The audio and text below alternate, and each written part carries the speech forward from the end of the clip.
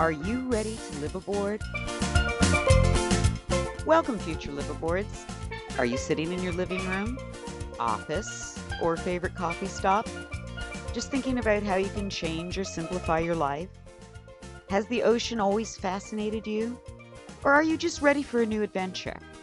Well, welcome to Live Aboard. It's a simple way to make a huge change. The number one question is sail or power. For those that don't know or have never been on a boat, sail is the one with the stick in the middle.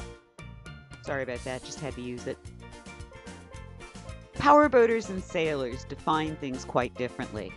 For an example, a power boater will be grinning ear to ear over 35 knots, while a sailor reserves bragging rights for 10 knots. Power boats love glassy, windless waters. Sailors, on the other hand, crave a steady wind. Sailors and power boaters are two entirely different sets of people.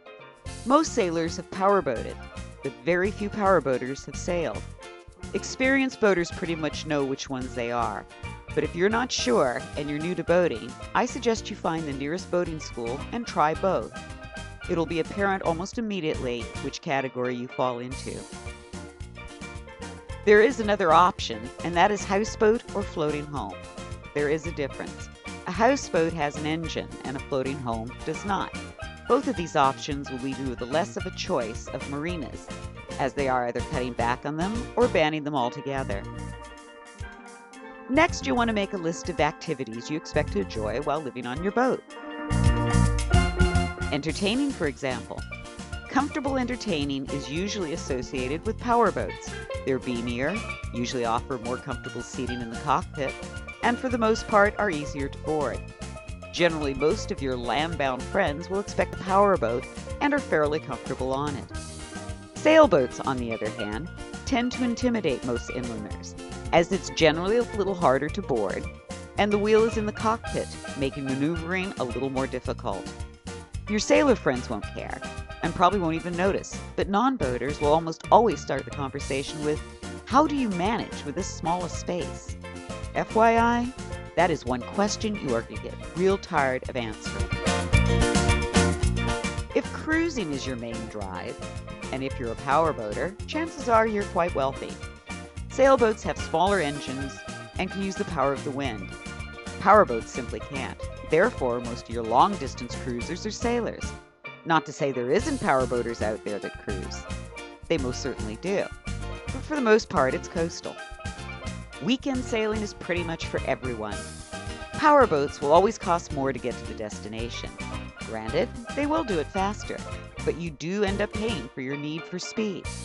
If you're a sailor, then it's as much about the trip as it is the destination. Fishing?